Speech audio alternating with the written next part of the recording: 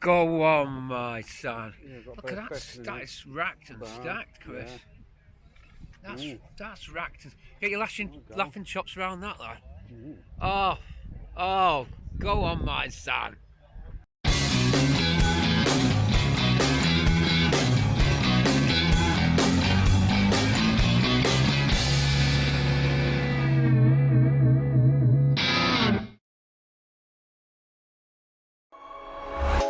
It's Parker's Big 5-0 this month, and to mark the occasion, we're looking back at the motoring landscape of 1972 to reveal how much things have changed in half a century.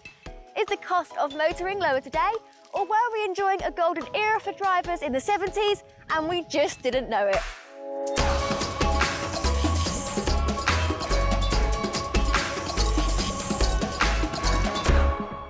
When Parker's was launched in March 1972, it was a genuine game changer. Back then, it was called the Parker's New, Used and Trade Car Price Guide, and it cost just 20 pence. It was full of page after page of valuations, as well as handcrafted line drawings of Britain's most popular cars of the time.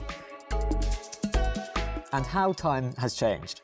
Parker's is now entirely digital and delivered in glorious Technicolor. Parkers.co.uk has around 2.5 million users a month, generating about 250,000 valuations. Helping the great British public buy, sell and run their cars is at the heart of our DNA. With spiralling running costs post-pandemic, it's no wonder that the cost of motoring is the prime issue facing motorists right now. Chances are that will still be the case in 50 years' time. For example, say you want to fill your car up with fuel. Back in 1972, it would cost 8 pence per litre. Now it's 147 pence. Pint of milk used to be 6p, now it's 46p. Even the good old Mars bar has rocketed in price. Back in the 70s, you'd be looking at 2p for one, whereas now if you want a slice of that chewy goodness, you're looking at more like 74p. But does that tell the whole story? Let's not forget, in 1972, the average salary was only about £1,500, whereas today it's ballooned to about £30,000. Plus, cars are way more reliable and fuel efficient now than they were back then. A case in point is this Ford Cortina. Back in 1972, this was Britain's best-selling new car on account of its competitive pricing, good looks, low running costs, and a massive range of models. Many positives that also could be levelled at this, the Skoda Enyaq. It's our 2022 car of the year, and it's fair to say the average family motor has come a long way in the last 50 years. Okay, so you do get less standard equipment in 1972. In this top GXL model, there's a push-button radio, additional dials including a rev counter, and this glorious wood trim. However, you're still using one of these funny windy things to put the windows up and down. If you want electric windows or air conditioning, well, they really weren't popular until the 80s and 90s, at least in terms of everyday cars like this.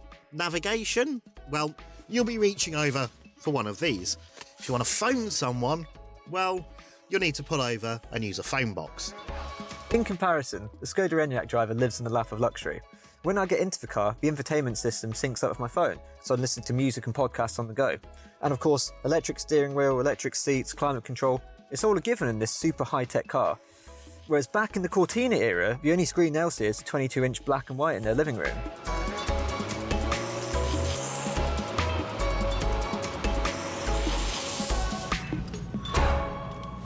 To drive, the Cortina feels every bit as old as its 50 years would suggest. It is, however, undoubtedly rather cool and good fun. The handling is, shall we say, quite boaty, with soft suspension meaning lots of body lean and narrow tyres meaning modest grip levels. Performance is, even if you put your foot down a little bit, leisurely, but flat out this will do 0 to 60 in around about 10 seconds. So there's enough pace to keep up with modern day traffic without too much difficulty, and sitting at 50 miles an hour quite comfortably, you get the feeling that this would happily cruise up and down the motorway all day long without fuss. Certainly that, I suspect, is its natural habitat, certainly judging by its showing in the corners there. Other things to consider? Well, this one has been upgraded somewhat with a more modern automatic gearbox and nice light power steering. However, the original 3-speed gearbox that would have come with this would be, well, very, very sluggish in its operation and not particularly good for performance, while the manually operated steering with no power assistant would take an awful lot of muscle work when you're parking. All in all then, even a upgraded car like this one does very much feel its age, but you've got to love it. But overall to drive, it's easy enough. I can imagine rolling down the outside lane of the motorway at 65, 70 miles an hour without a care in the world. And, well, that is what this Cortina was designed for and what it is perfect for. In comparison with the Cortina, the Enyaq drives itself. And I mean that quite literally, because it has adaptive cruise control. That means it can stop, steer, and accelerate for you. A lot faster than the Cortina too. 0 to 60 is dealt with in about 8 seconds. I will concede that because the Cortina is so much smaller and lighter, it's a bit more comfortable. But then, by comparison, the Enyaq's brakes and steering just feel absolutely pin sharp. I think what I like most about the Enyaq though, is just how easy it is. Snick it into D and whoosh, you're away with quiet electric power. There's no noisy petrol engine to contend with.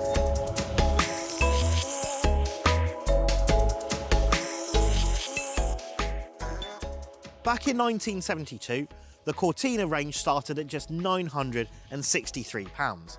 Now, while you're picking yourselves back up off the floor, bear in mind that's more like £13,510 in today's money. Now, to fill the tank would cost you around about a £5 in 1972, and that money will get you around about 300 miles, which makes the 25 mpg average this gets more than bearable. Tax for the Cortina back in the day would have been £25 a year, and insurance just £40. Now, before you get too misty-eyed over the good old days, do bear in mind this. The average salary back then was only about £20 to £30 a week, and the base rate of inflation was 7.3%. All that means that it's actually cheaper to buy and own a car now than it was back then. Today, you're looking at spending about £35,000 for a Skoda Enyaq, or about £400 per month on a typical PCP deal. It's going to cost you about £10 to £15 to charge it from home, or about double that from a public rapid charger, and you're going to get 250 to 300 miles out of it. It's fair to say today's EV driver is paying way less for fuel than 1972's petrol car driver. Insurance is typically about £400 a year, and there's no tax to pay, assuming you're a private car buyer. And then there's interest rates. While there are forthcoming rises, interest rates are still much lower now than they were in 1972. Plus, car finance is a lot easier to get hold of. As you can see, cars have changed immensely in the last 5 decades. The end of the petrol engine is now in sight, and more electric cars are being rolled out to take their place. They're faster, safer, easier to drive, and packed with all the comfort and safety features you could ever need. And the Enyaq iV really is a brilliant car for today. It really is, and it all adds up too. And just goes to show how good family cars are in 2022. The Enyaq is comfortable, reliable, pretty good to drive, and it'll even do 300 miles on a charge. Even 10 years ago, that just seemed impossible. In every single conceivable way, the Enyaq has the Cortina well and truly beaten. Are the Cortina the nation's favourite car of the 70s and well into the 80s? Everyone's dad had one, and at its peak, the car had well over 10% of the market share in the UK. Now, this lovely Mark III Coke bottle example is a desirable classic these days, but let's face it, it's a little bit slow, handles a little bit boatily, and doesn't have the Enyaq's equipment either. But it is a reminder that the 70s brought us some fabulous cars. So whether you prefer classic cars or new cars, there is no denying that things have certainly moved on in the past 5 decades. But one thing that remains consistent is Parker's commitment to offering the best advice and the most trusted valuations for all new and used car buyers. Happy birthday, Parker!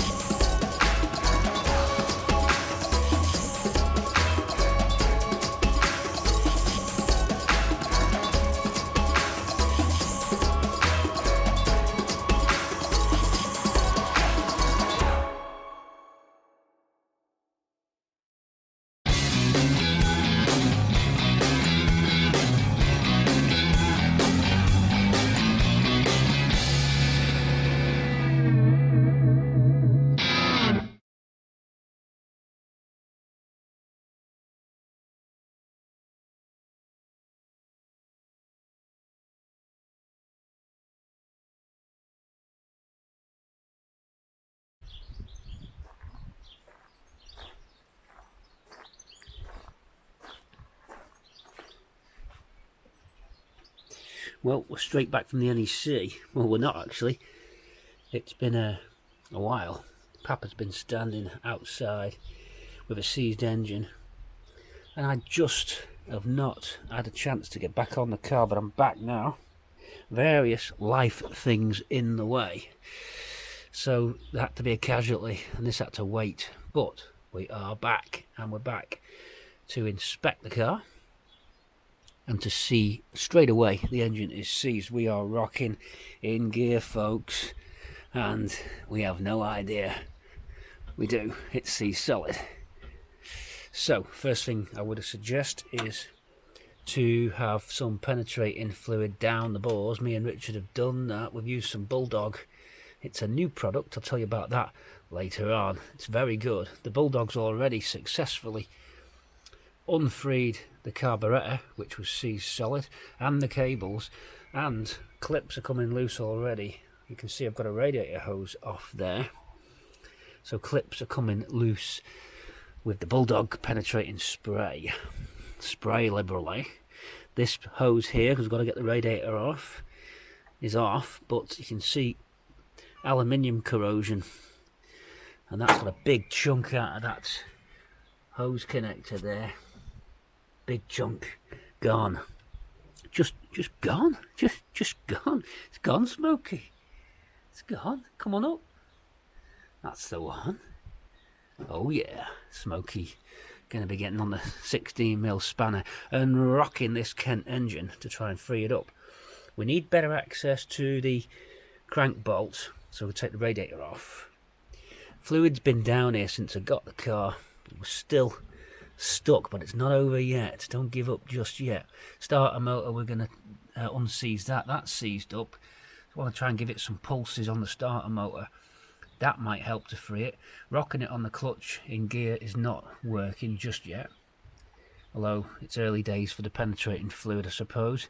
I've had ATF down there, and now it's time for the Bulldog to work its magic.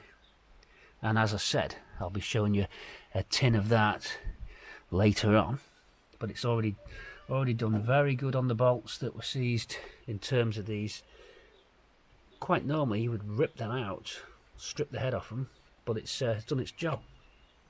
Radiator needs to come out, folks. It's the only way to get to that bottom crank bolts. Can we do it? Can we free Papa's engine, or is it going to be a Pinto replacement? What shall we do? Smokey provides the answers. Oh yeah. So I'm going to pull the radiator out now. It's a while since I've filmed. I've forgotten how to film. I'll get back into it. No probs. Time passes so quick. Let's get the rad out. I've got to say, I'm very pleased with the speed and ease these rad bolts coming out. You're good to go now. 10s and you're good to go. One-handed as usual. Where's the muscles from Brussels when you need him? Where is he? Okay. Here we go. Come on off. Whoa. Yeah. Yeah. Oh yeah. Oh yeah. Oh, hell yeah. Hell yeah. You can sit by the tree, you. Rad looks in good order. Let's get that redone. That's a new rad actually. In some point in the car's life. No water, of course, in this at all. You'll see here's a 16 spanner. I'm going to take the fan off next. We'll try a breaker bar carefully because you could strip the crank bolt. Can we see through here? Breaker bar 16 and just try it gently. Fan blade off already now. Well, fan blade off next. Then try the breaker bar.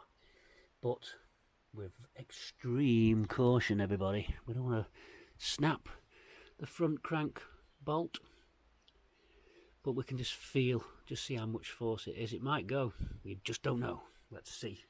Fan off next, folks, for PAPPA. More bolts that are coming off without any problem. I wouldn't expected these to be tricky anyway.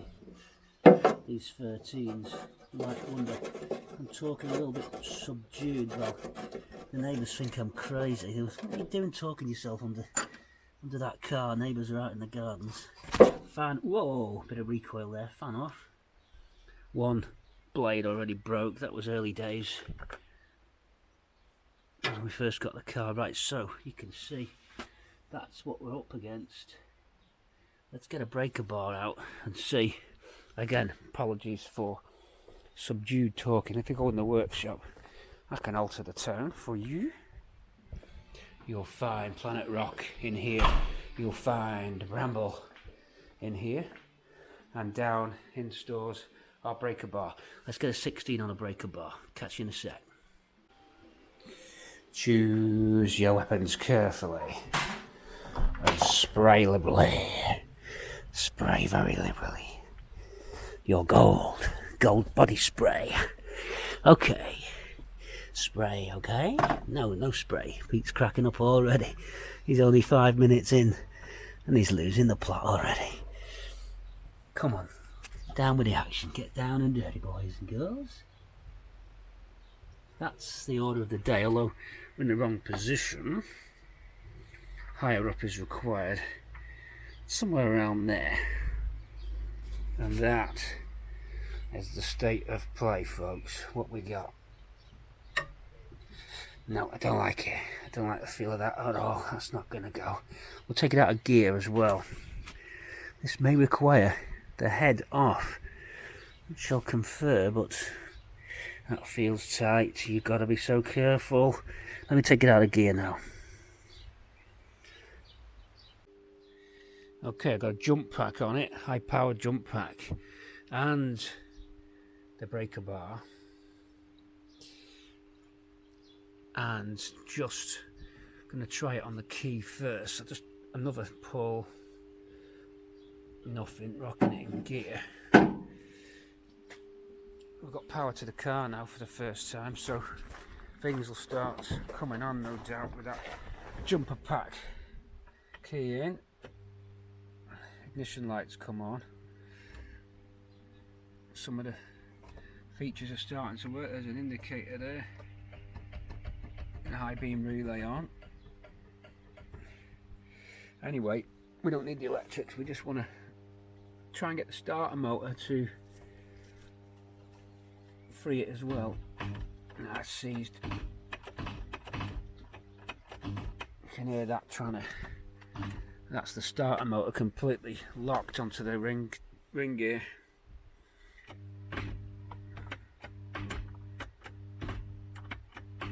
Trying to see if there's any vibration in the train itself, in the actual.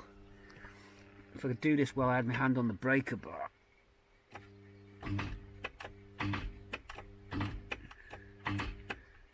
Because you've got a decent bit of leverage on those, or torque on those teeth of this starter motor. Obviously it's got to turn an engine over, hasn't it? So, and obviously we don't want to burn the starter motor either. Sometimes this can work, you can get it to go. Temperature gauge, I think it's got signs of life as well.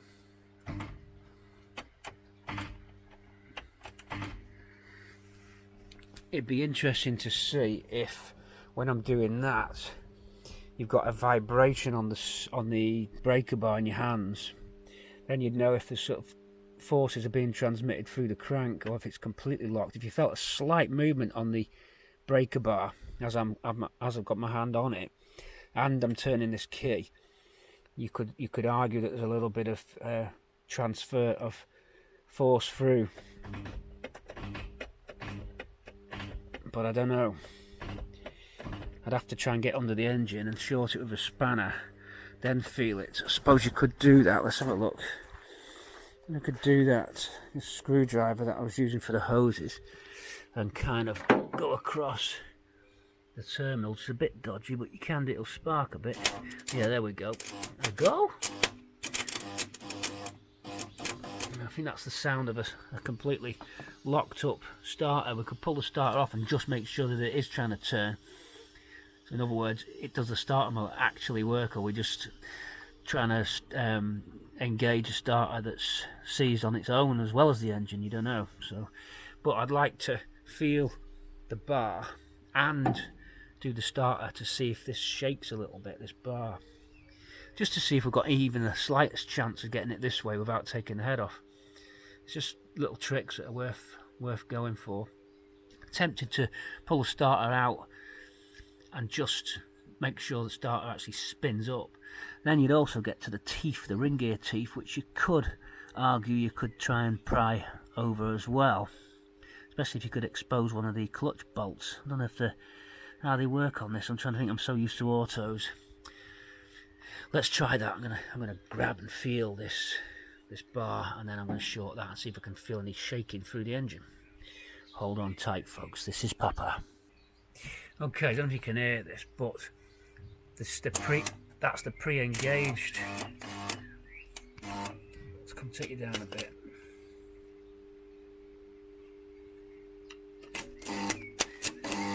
That's the pre-engaged sound.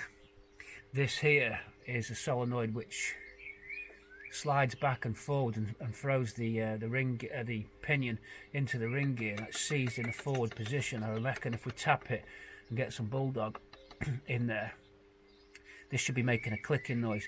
Basically, when I hit the screwdriver on there, it should freewheel the starter motor because it's not engaged into the teeth at the moment. It's permanently locked into the teeth. That wouldn't help, I don't think, trying to turn the engine over with the starter motor locked in position. Trying to think what effect that would have. Probably still turn. You'd just throw your starter motor around, I guess. But it'd be nice to get that starter motor. Where are you? It's always a small screen there. It'd be nice to get that free, just so it's throwing itself in, because that might help with a bit of inertia as well. As those pinions throw into the flywheel, it might try and help it that way. I'm going to spray that. It's probably unlikely the spray's going to get in, but it's worth a try. Then tap it lightly. Okay, going to try and free up the starter motor.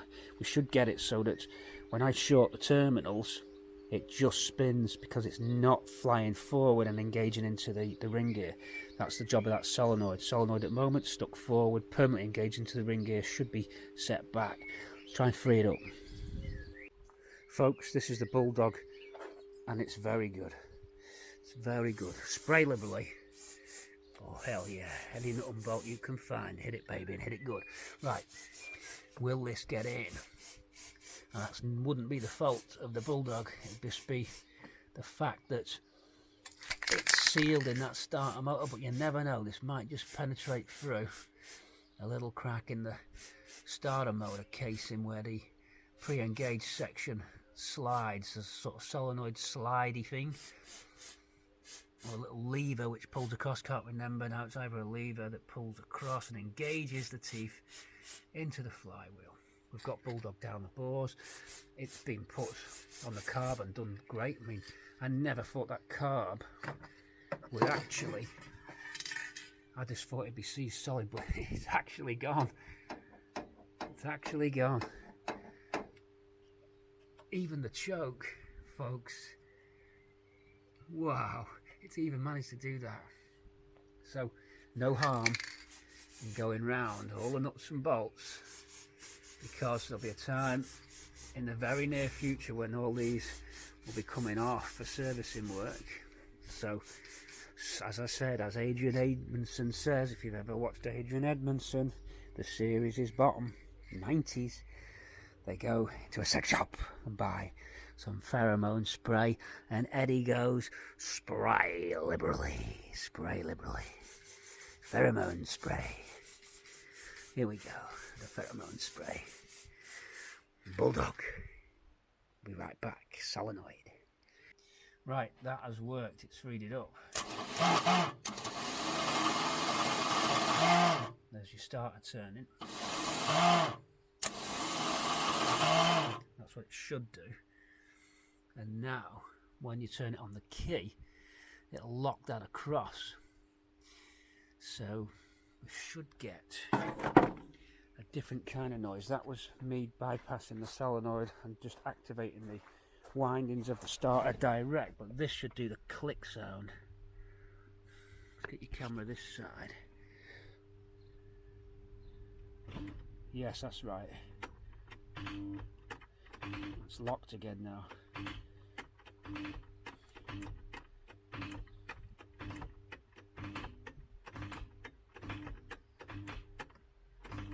It's having a go. That means that the starter is able to turn.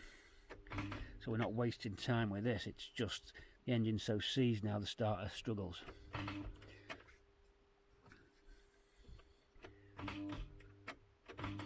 But of course, we need to unfree it again. It's stuck again. So a copper hammer on the casing. Each tap will get a bit closer to it being off on free, if you know what I mean. Let's try again. Yeah, that engaged.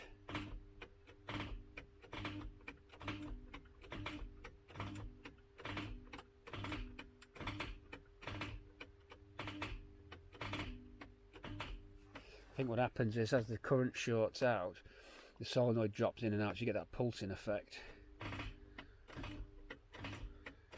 I'm hoping them teeth are sort of trying to push that flywheel around.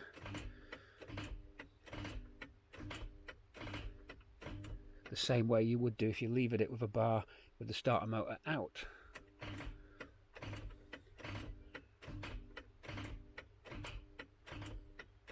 You never know, this might just shock it free.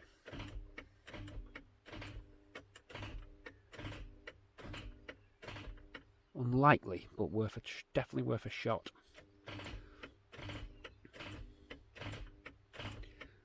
It'd be interesting to put a marking on the pulley and see if we're getting any gradual movement, because if you are, it's cause for further technique, further continuation of that starter motor technique. Let's get a marker pen. Always handy to have these, folks, in your arsenal, as Morrissey would say. Where are we? Where are we? Where the wows are going. There we go. Here you go. Black nail. Blue, orange. Orange is the colour of the day. Go on, Planet Rock. Hit me, baby. Good old Planet Rock. So, a mark on this, shall we say, on the block and there. So you can see that coming in for you now. So, is there anything? Let's have a look when we use the screwdriver, because that's fine. Whoops, there's the top of the pen. Do we get anything at all? Well, we won't if it's not engaged. We'll freewheel now. Well, it is engaged, so I'll leave it engaged. Have a look at that mark.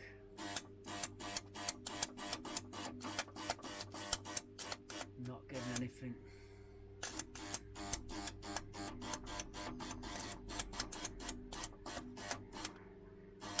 I'd like to freewheeling again.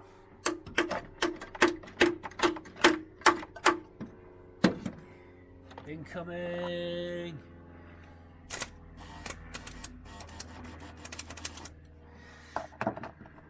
Solenoid stuck in.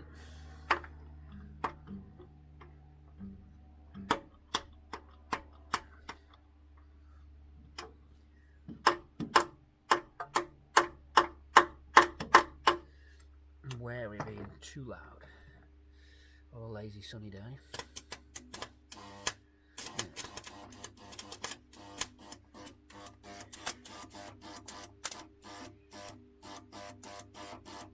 Is it me? Is that moved?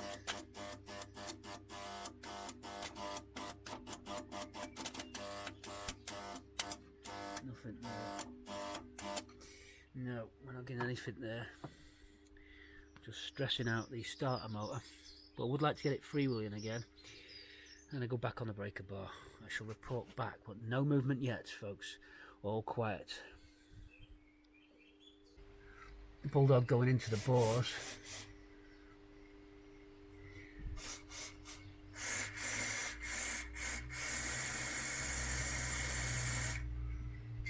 One at a time. Curiously, me and Rich had already bulldogged this and it's disappeared. So Richard, it's took some of it, so it must have passed through.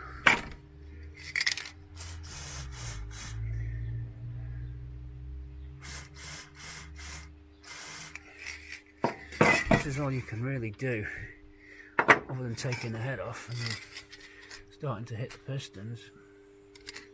Whoops, caught the camera, sorry.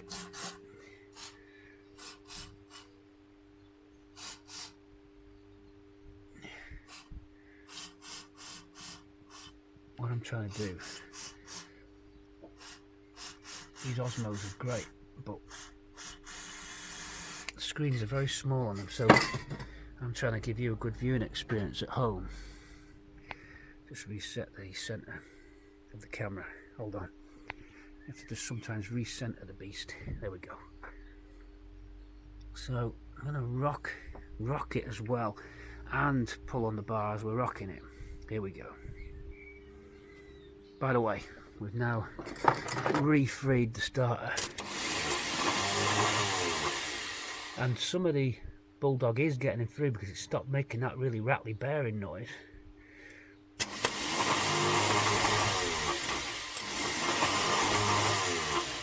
That's getting better. More aluminium corrosion here, guys and girls. Whoa. Pure aluminium oxide. Wow, that's just gone. That thermostat housing outlet has gone. And I'm taking it off, by the way. I'm going to pour boiling water down here now. That stud snapped off there. This one went. So we've got a stud to get out of the block, the head. Stud to get out of the head there. I'll have to weld something on that. We'll weld onto that. That'll be enough to do it. That's sheared off. I'm going to take that off and take the stat out. I'm going to try flowing hot water through it. I have got a hose which connects into the house. I'm going to up the immersion heater temperature. I'm going to let hot water flow through the jacket. If indeed it flows, if the jacket's not completely clogged. It's worth a try. Just heat the block up. It might unstick the pistons. They're all long shots, these. No joy on the starter motor. No joy rocking it in gear. So we're still seized. And judging by the way that has corroded, I'm wondering if them pistons have suffered a similar fate and the rings are just fused. It could be so bad that it's just nothing's going to do it. And it's just an engine out and stripped down job. But it's got to be worth a try.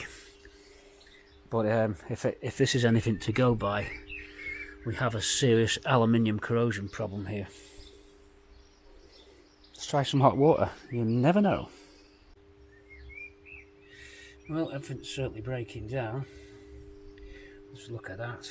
That's just sheared off. That brittle. And look inside here. Whoa. That's just completely full. I don't think we'll get any water flowing through this. We'll have to vac that out just to see the state of play. But look, completely full of this broken down. And that's just mental, that. It's just like someone's had a fire inside the engine. Whoa, vac time. Compressed air might help too. This is serious. This is getting serious.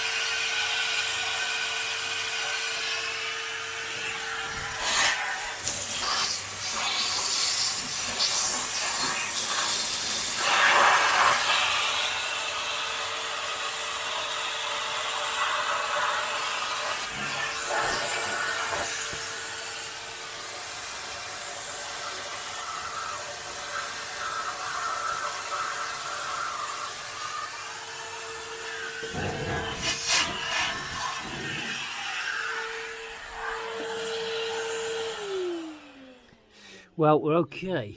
Once we got that clog out of there, it's actually, the jacket's actually not bad, as you can see, and I can feel it drawing through the water pump, so we should get hot water flowing through. It's worth a try. I'll go and get some hot water rigged up now and just give that a blast. You might even connect the temperature gauge and just see if it actually reads. That's the oil actually. There's the temperature that's already on. Just see if it actually gives you a reading on the temperature. Why not? Bit of fun.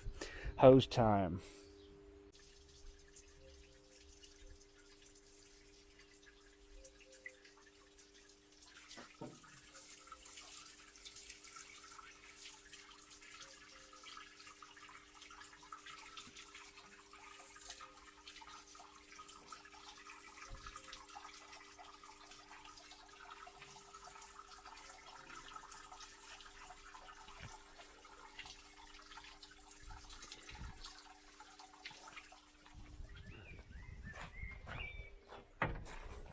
Should get about 3/4 temperature if it works. It's going.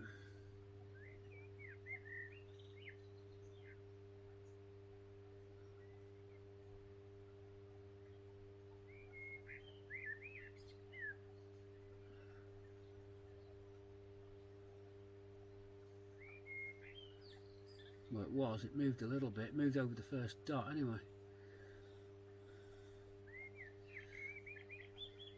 Take a while. Be nice to get it to actually boil an engine, wouldn't it? Did move. It's stopped now. Just recenting you. Hold on. There we go. Nothing moving there. That's not to say it's not hot though. It's just it hasn't moved. Let's just see if the needle's stuck. No, the old tap the gauge trick.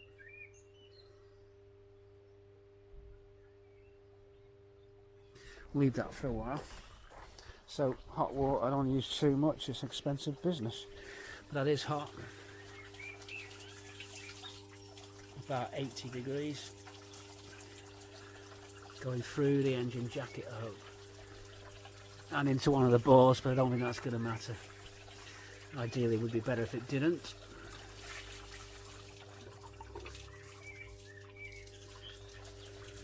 We've got a hole in the we've got a hole in the core plug, so corrosion is bad. It's corroded through the core plugs. Interesting. I think we're knackered here, boys and girls. To be fair, I think we're knackered. I can't see this. I mean, yeah, you could probably do a core plug in situ, not a big deal, pull it out, knock one in from the side, but to rot through a core plug, it's pretty hot, that water. You can see the steam.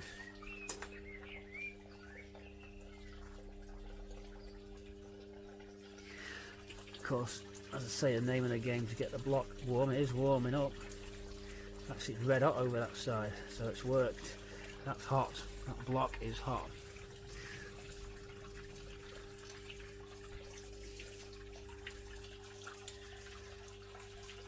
I shall try break a bar in it as that's flowing. A bit crazy, but you try all tricks. Well, we have tried most possibilities now that I can think of. This compressed air down the cylinders, but I think the best thing's head off. I mean, that's the only way forward now. I'll wait for Richard to join us to help with that job. Could always put a Pinto in, but it'd be nice to keep the original PAPPA engine. I would like to keep it. I haven't checked the engine number yet. I'd be surprised if it didn't match. And whether it's had any work done is another matter, because it is nearly 100,000 miles on the clock, 97,000 on PAPPA. So is the engine tired anyway? Need a rebuild. I think it's really going to have to come out. I think it might just be easier just to get this out and rebuild it. A very basic rebuild on this and then put it back in, or we go Pinto. We'll have to see. I shall be right back though. That's a little clip for now. Patreons on there, and YouTubers, but this one for Patreons today. Little update. It's been a while. Sorry if it's been so long. A lot been going on. There we go. Trying to unseize. Right, I'm just going to get a torch. None of those unseizing techniques have worked. The thing's still seized solid, so the muscles from Brussels is in. It's a special ops. What do you reckon, Rich? There's only one thing to do. Rip it out. Rip it out. If it doesn't turn, we take it out. Out, It's a shame because the Bulldog got all them brackets and everything nice and... Bulldog is amazing. I know I've heavily promoted it, but... So there's about, what's it, 6 bolts on the bell housing? 3 on the starter. There's 8 on the bell housing. Well, 6 substantial ones and 2 on the, and then 3 on the starter. Got to get the engine crane in position as well, which means moving Ruby Patreons. We're going to have to move this beast, but it's charged up, so it should go. There's a couple of options: repair engine, or we go Pinto. We go Pinto. We go Pinto with a 600 clutch and flywheel, so that we can marry up to that box. Whoops. El Cruncho. Quick release. It's going to happen, isn't it, though? Quick release. Do you want to take the alternator off and make life easier? Or? No, I'll just move it up out of the way. It misses the battery tray. So you've got 3 on your starter, or 2 minimum. 4 on the bell housing, a couple of bolts at the bottom. So we've got to get this lump out, assess the situation, and probably, why not, have a look at this, folks. Come over here with me. Do you remember Bramble? Bramble came with a very good engine actually, and here it is, still in stock. This 2 litre Pinto lump here is good to go. Just needs some valve stem seals. Well, it doesn't actually necessarily need them, but we're going to fit them anyway. Cam looks good on it. It sounded nice if you recall when it was in Bramble, so why not? The only thing we're missing is, for some reason, I nicked a inlet manifold off it, so that will have to be bought. Engine crane there, and as I said, Ruby in the way. So that engine's an option. It gets us going without spending any money. Money is scarce. The screws are tightening down on cash, everybody. As you probably know, the cost of living, the cost of Cortinas is going up. And Richard's doubled his rates, so things are even tighter than ever. He's gone above the rate of inflation. We don't know why. It's because it's from Brussels, you see. It's the euro. That's why. You can see a lot of the aluminium has decided to just crumble away, and that's what Richard thinks may have happened to the rings, because the pistons and rings are they made of aluminium pistons? Yeah. Yeah, they are, aren't they? So following the logic of everything else, it's aluminium. And judging by the view down the camera, wasn't nice. No, we had the camera in here, in the bores. So PAPPA then, everybody, we're making a start. It's been a while since the NEC, but I had a lot of things to do in life before I could even think about getting back on to this. The name of the game is to get this mobile and on the road. So it needs some shock absorbers, some welding, not a lot of welding though. We're going to take this wing off. We're going to do that part of the sill, this front section of the sill here, Rich, there's not much wrong with it here. Yeah, we can repair that. These, Mainly repair and replace. well, all we're going to do with the metal on this, we're going to patch it in, but it's going to be really nice, letting panels and patches. So for example, I'll give you an example of what I mean. Look at this at the back, this quarter. So okay, we can cut there, you can get these lower quarter repairs. Let's slice across and we'll put a very nice repair panel in, because the inners is good. So we'll get that in and we'll skim that in, and we're gonna do our own little patina paint scheme on this. Just for now, here's where we're going to put a bit of repair panel in for the sill. You can see that. Bit of floor work to do. There's bound to be some demons pop out, and we're not just talking about Richard. Rust demons that pop out. He's straight from work.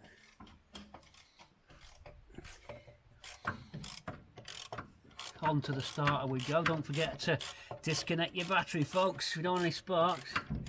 Bit of welding. Right. No, it's just when if you drop that start. I freed the starter motor. I actually got it going, the starter motor, you know. Yeah, it was a bit sort of grindy, but it went. So let's whiz the lump out. It's the only thing we can do, really. Now you're going to be here all day trying to unseize this. There was a tip about boiling oil, but you know, you've got to think. Well, I've got an engine there that works. Okay, and if we can get that 1600, we can get 600 flywheel and 600 clutch, then everything should mate up to that gearbox. Why 600 flywheel and clutch? Because it's not a Cortina 2-litre Pinto gearbox. What was the name of the? Was it a rocket box? They called. Yeah. So we need to, on the 2-litre Pinto engine, put a 600 clutch and flywheel on it, so that it'll match the splines of this gearbox. This gearbox will have the slightly smaller diameter and varying different pitch splines on the input shaft. You've got to sort of match it up, a little bit of a trick.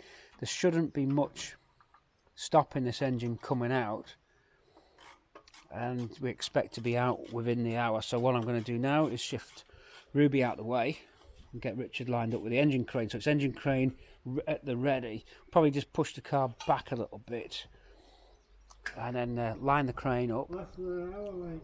Less than an hour. There you go, see? News just in. Less than an hour. About 20 minutes. Okie dokie. This was done. Richard's ex banger racing. This was just done in a grass verge on the M6 on the way to Carnforth. A grass verge on the M6. Early 90s for this boy. Early 90s. Back to the 90s. We give you all the angles and all the action. Stay tuned, because this lump has got to come out. PAPPA then. It's got to be done.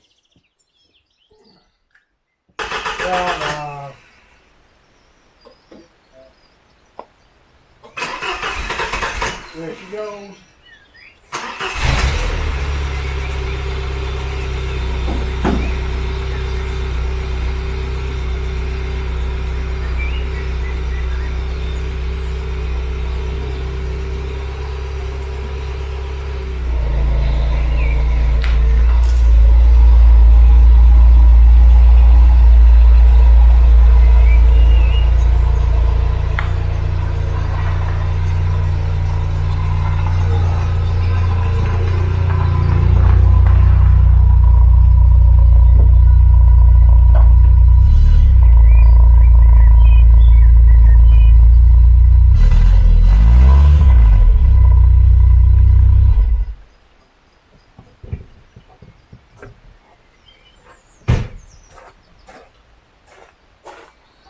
Okay, with Ruby out of the way.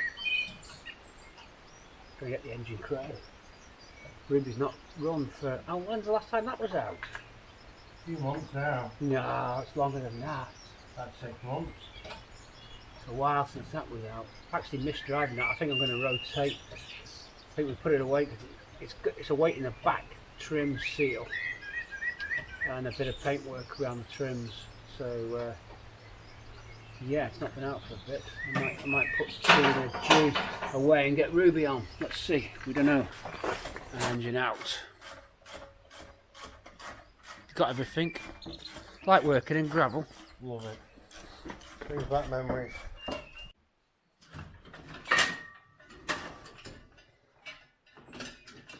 Yeah, man.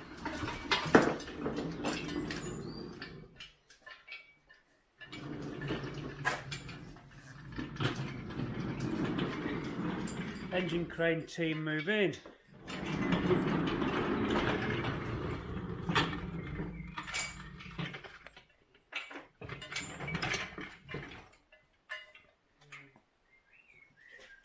It's actually Mark III's crane. This doesn't even belong to me, that crane, although I think I swapped him for a set of wheel dollies.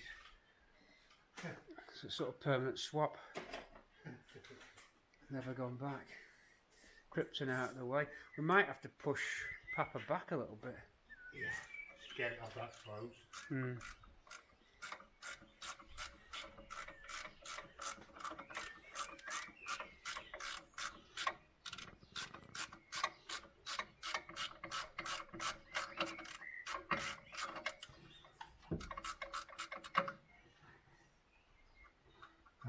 Yeah, I've got mounts for the printer.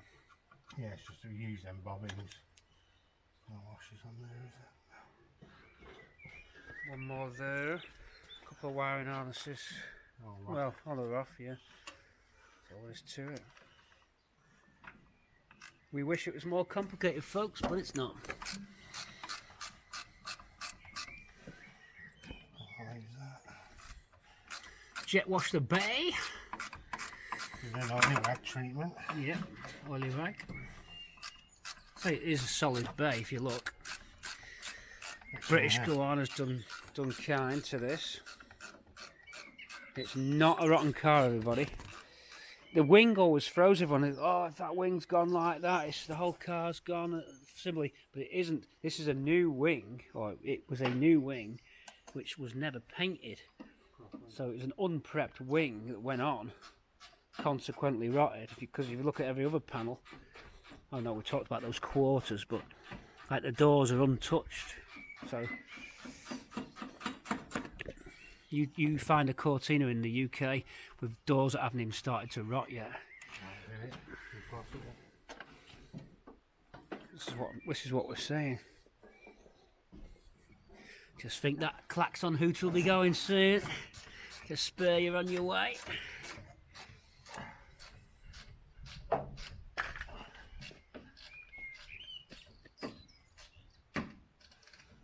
We're outside, so we get the blackbird calls.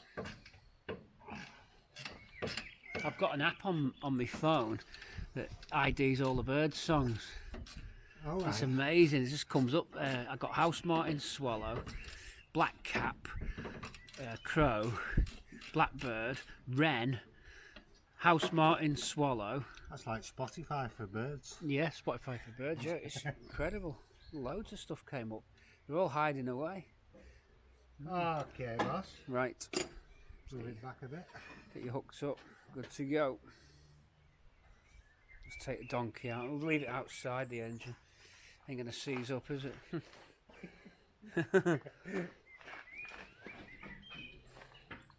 Well, right, I'll give you a hand. Hold on. I'm going to rock this now. We're going to rock this.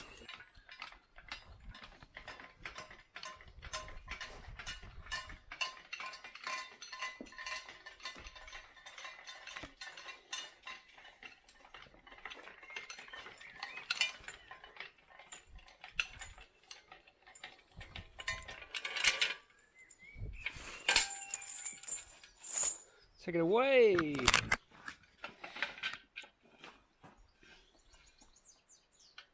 Right, you may need. No, we've got some we've got some hooks on this carabine, whatever they're called. Carabiners. Watch the paintwork. Off the cloth, moth. Off the cloth, moth. Then a little bit of 1-2 buckle my shoe. It has to break the seal between the bell housing and the engine. Yeah. Something's in there, lads.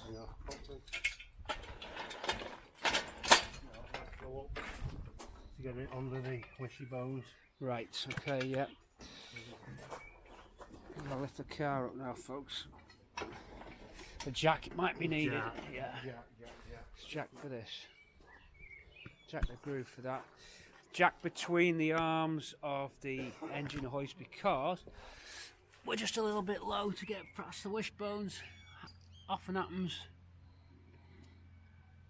The thing is, my green jack is overkill for. We're better off with a scissor jack, actually. Rich, hold on, folks. I've got a great idea.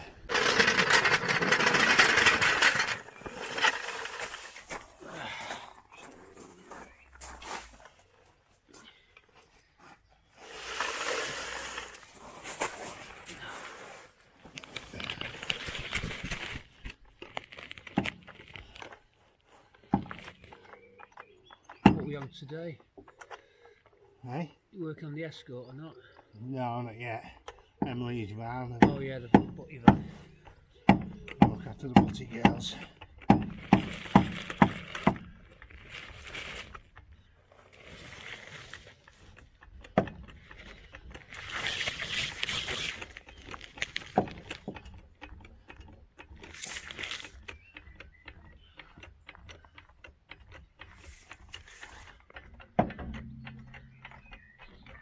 Just gonna show you the lack of rot on this car. Even that front valance. These floors and the chassis rails. Yeah, because this is like, look at that. That's nice. Not really. Yeah. Oh, I mean, look at that. In a silly, it's sitting. Yeah. Just that Lovely. hole there to sort. That's easy. Right. I think I'm going to scrap wing to do that. Yeah. Well, the problem with the scrap wing is they'll be exactly the same as that, though. Yeah. It's the problem. We'll have to make that. We can work outside while they're building that house, and no one can say a thing. The neighbours are fine. So we're going to do some summer works outside while they're building that. All the noise we want.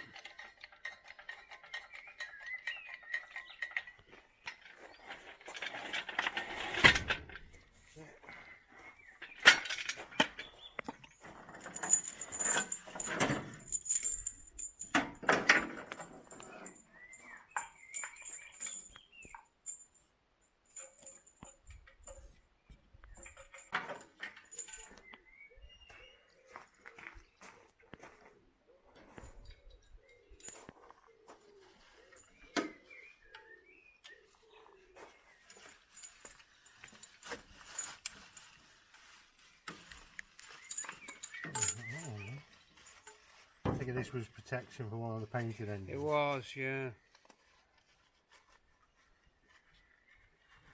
It was rocker cover protection, that, Richard. Rip it off, you don't need it. Alright, we can manage.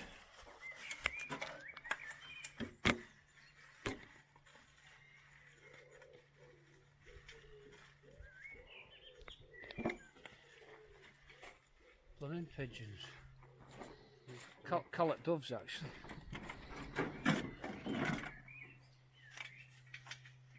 Bleeding radiators. I've been bleeding radiators.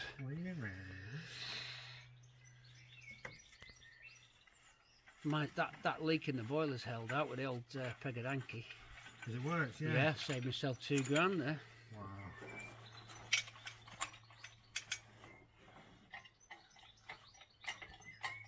Apply the pressure, spray liberally, apply the pressure.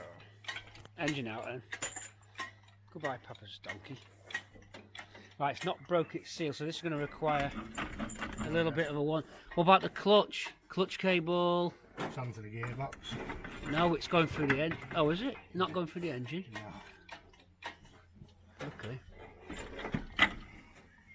It's all in a day's work, folks. All in a day's work. Down a little bit.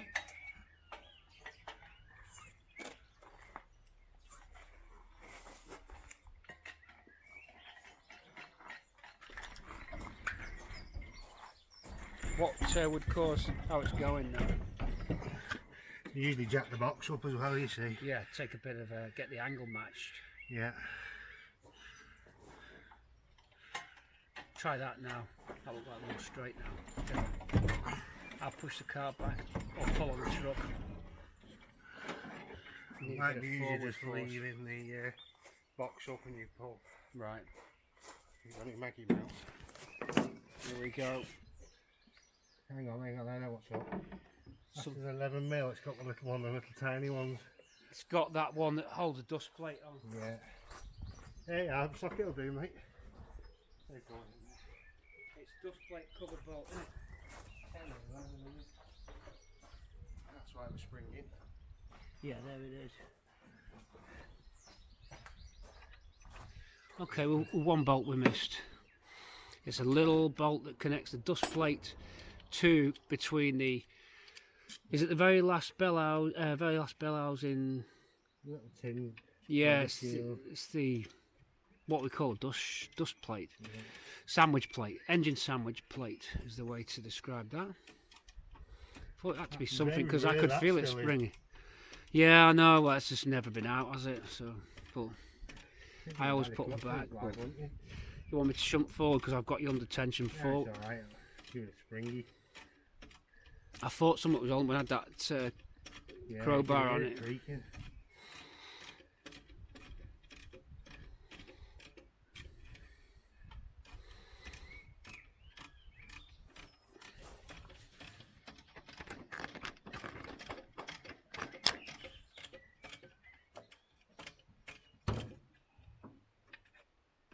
We're nearly out, everybody.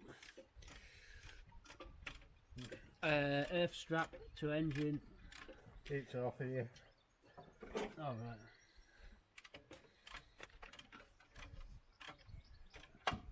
right. Exhaust might give you trouble, I don't know. It'll go now. Lift up a bit. Yeah, you need a bit of nose up and then you're out. Keep going. Back there, yeah, that's it. Drag forward. Any second now. Make oil filter, let me just cut this out. Got one of them, yeah. Do you want the bonnet off? No, it should be fine. Or something over the slam panel, because that's still, blanket on the slam panel. Yeah. We'll be right back. We're just going to blanket it now and get this out. There she goes. A go. There you go. There you go.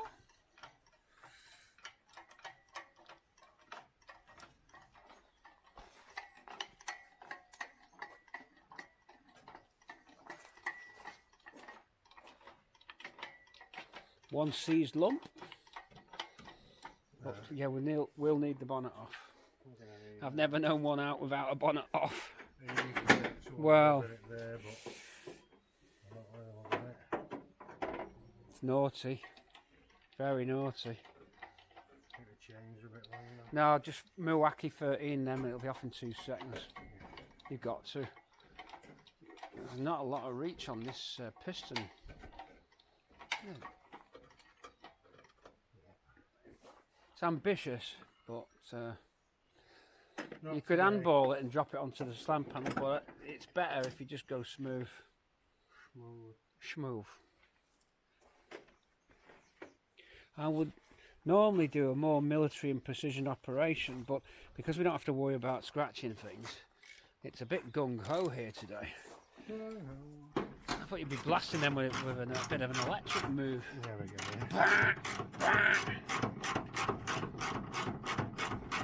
I'm going to assist on the other side. I'll be right back. Oh, it's in. Aye.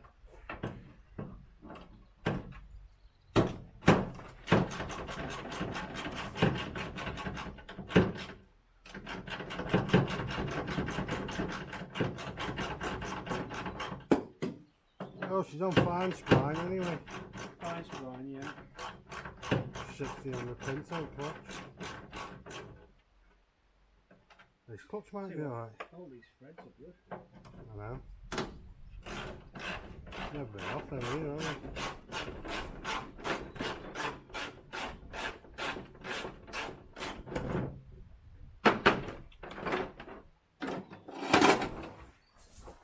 they? Hey, lit up. Oh yeah, torch. down the side here like this.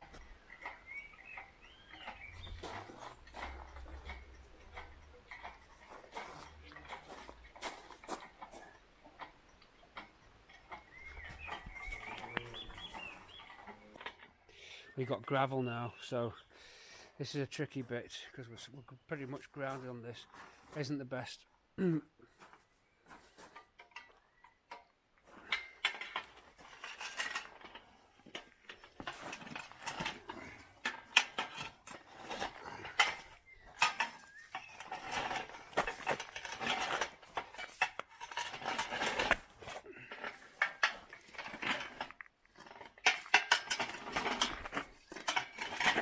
Nearly clear.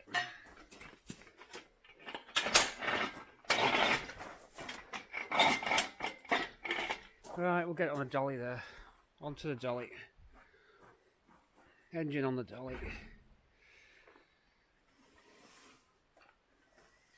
I'm nearly done for this section of the video. I'm going to upload this bit now for Patreons, so that's where we're at.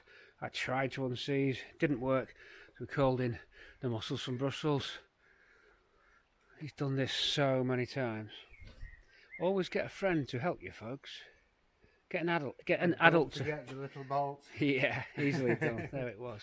Easily done. A little ear bolt there. Easily done. We'll let him off for that. Got everything else. Get an adult to help you if you're struggling. And don't forget, egg cartons are always good.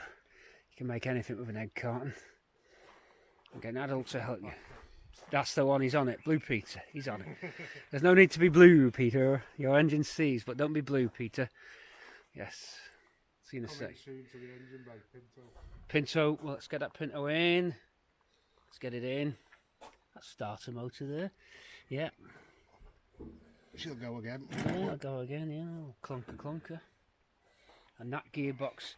This is what I was interested in. Is what do we have here in terms of a gearbox, folks? Because don't forget, this is a different gearbox because of the bench seat. Don't think you this would be getting your normal Kent gearbox setup. This is different. Different to Mark IIs and that's like early 1600s with the Kent in. So what have we got? How's our thrust bearing? Might be worth changing that. Yeah, thrust bearing. It feels alright, but... Ooh, noisy. She's a howler. Right. Well, it doesn't feel grindy, but... Bit of lube. Yeah. Bit of lube. Bit of bulldog. Oh, we may as well do the steering rack while we're here. Before the engine goes in. Look at the steering rack boot. Unless we just do the boot. We'll just put some boots on her. Yeah. Some new showers on her. No boats. They've gone. Get that done. Some new fuel lines, new brake pipes. Master cylinder to go, servo to go on. We don't want that. Don't want a hairy ride? No, I want servos. No thanks. With a 2 litre. No, not when I've got a servo in stock. I don't know. If I didn't have, we may as well do the brake pipes as well. As I say. Whoa! Wow! Ooh! Ooh! Ooh! Ooh! Nice. And some flexies for the front. That one. Front and rear. Might as well get the triple set, mightn't you? Yeah. 2 fronts, 1 rear. Yeah. 3 fronts, isn't it? We can't get that one, but I'll get that made. Get stiffed. Well, they didn't when they did that. No. Or was that the one they stiffed us on? We got No, stiffed no, on. it was Oh the yeah. driver's No, we one. won't be getting them. Won't be getting them. Right. Okay. I'll upload this film for you now. So what we're going to do? We're going to do brake lines. We're going to fit a servo that I've got in stock off an old car for scrapper. Don't know how I acquired it. I think little Nuke got it me. We'll clean up a little bit. We can see the condition now. Look at this. So you've got yourself a solid car. We'll make a list. Yeah. We will. In tandem we go. I bet you if we pull that heater box out, it's mint. You can see in the corner, it's I know. lovely. Clean got paint there. It's nice. We'll jet wash it down, clean it up a bit. Put the matrix in there. It's going to get a Pinto in it, I think, for now. Because if I don't, I'm only going to have to spend, and the point of this exercise here is we're going to try and spend as little as we can. We've gone as much as we can on Bramble. Bramble was no limit money. This is maximum money limit. I've only got Patreon holding this together now. That's about it. YouTube's dead. 11 quid. It's only Patreon now. That's all we've got. And I owe Patreon 2 months worth of footage as well. Apologies for that. Oh, don't you worry. You know I'll see you right with that. We'll get you tons of stuff. I'll freeze one of the month schedules, and then you can catch up. So yeah. But this engine's got value. 711. Yeah, that's what you want. That's the best one. That's the valuable Hang on, one. where's your hand gone? There you go. There's 711. Oh, It's mate, the one you they had to always come have. out here and I got a call from it. Yeah, I know. Well, you know when I flooded it with hot water, it was coming out. The back one gone as well. Yeah. Yeah. No, you had no chance. Right, so we've now confirmed we had no choice anyway, which makes me feel even better, because the back core plug was weeping too. It burst through, look. Blackbird agrees. Old school glass bowl. Yeah. So even if we'd have got it going, you'd have been seeping from the back water. So actually no problem. You know what we could do now though? Go on. Put a bolt in there and lever off the flywheel. Yeah, while it's open out the way, yeah. I think so. But will this fit on a Pinto? The clutch might. We'll have to measure the Yeah, well, spinner plate definitely will. Oh, hang on. no. It's knackered. Just rattly springs. No. Listen to that. Yeah. There's no point. Yeah. There's no point when you can look at that, playing that left and right. There's no point when you can just get one for off the shelf. Well, I'm not going to cut corners. I'm going to spend some money, you know, getting it cutting on that. Drivability daily. What we're going to try and do is all the brakes will be mint. I'll replace pipes the full way. It won't be any corners cut on the brakes. It'll be a mint braking system and a perfectly replaced fuel line system. So brakes and fuel, very important, you know. And yeah, that should be it. What we don't want to do, and the shocks. Basically, what I'm trying to say is you want it so that the driving aspect of it is absolutely rock steady, solid, and safe. You don't want to be pulling off rusty shock absorbers that have been on for years. I think wasn't it TC had a load of rusty shock. Oh, I couldn't drive around in it like that. It's bloody dangerous. Bloody dangerous. Possibly some void bushes on the back. And I'll have the springs off this for Tina G. She's on the bump stops. Yeah, them springs from eBay, we're going to warn you about a certain spring supplier. They bottomed out after about, what, 2 months? Yeah. And poor Tina G, we spent ages doing them front springs, and they've collapsed already. They're brand new. -1, meant to be HDs. At -4 now. Joke. Yeah, we're into definitely, I think we're into positive numbers. We've gone really way round the clock. Got a bit of wiring to swap sides as well, haven't we? Yeah, well, I think we may as well put the 2 litre loom in it that I've got. Starter's right, it's just the alternator, isn't it? Yeah. Throttle cable won't reach. I've got a loom. May as well just change the loom. Pull this, because look at the state of the loom. That's it, had a fire, we found out through Yeah. meeting the owner. Yeah. What you've all been warned about. I in the know, I past. told them. Look at these, look at that wires, the green inside. Yeah, the corrosion's got in. And that'll be a lot further down the wire than just the top. It'll have got right the way down it. Because it tracks. I've had that when split looms apart and you find the corrosion's like right the way down the harness. Even though it's not exposed. We'll give that bell housing a wipe out as well. That'll be a one for the degreaser. So there's lots to do. I might spray some degreaser on it now just so it's soaking. I might jet wash it tomorrow because I happen to have the jet washer out because I'm doing some patio cleaning, so I may as well do this as well. Clean it up. Right, well, so, yeah. Dinner time. I've only half had my dinner. We'll catch you on the next clip. We're actually probably... Nice and clean. Yeah, you're going to get some chips. No need to put any oil on them. Do you see that mark I put on there, Rich, to see if I was getting anywhere? Yeah. Nada gracias. Nothing. De nada. Absolutely nunca. Nunca. But a sought after lump. Nice for the lads to rebuild. A sought after lump. But it's high mileage, it's nearly 100,000 engine. You'd take it up to 1700, wouldn't you? Be slapping like hell, this, that compression on it.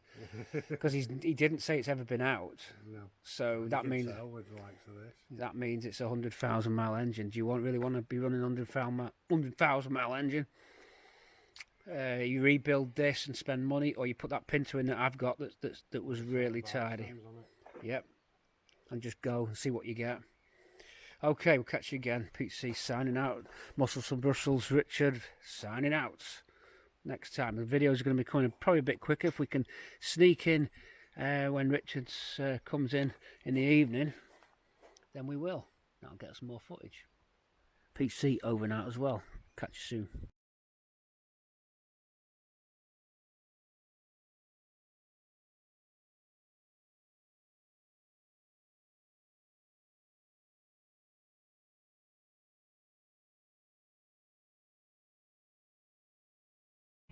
Go on, my son.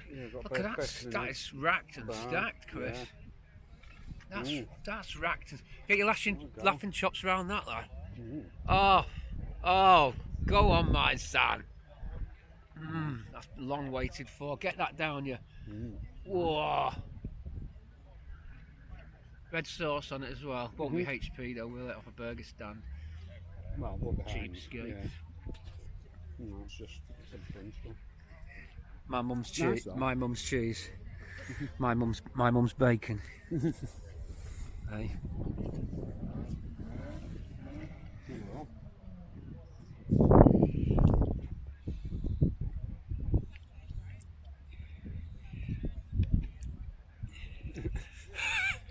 Wash it down with a bit of beer, lad. Go on, my son.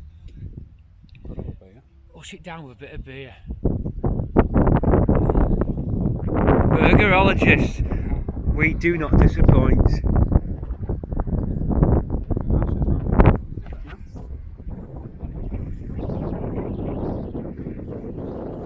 Wash down with a cold can of beer. Right, talk me through it, Chris. This could be a game changer. Well, this is yours. What you got? Get the spotlight on him. That's yours, a steakhouse. That's a bit big for me, that, mate. Well, I'll finish it off if you're not. Okay, at least I know, that's good to know. Well, we're both tired. I don't know who's the tiredest. In theory, it should be me because I'm driving, but my voice is definitely going. I noticed that's the first thing that happens.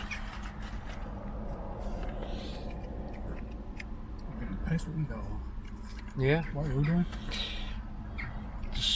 I think just bed. Might have one beer, but I've had enough beer on the weekend.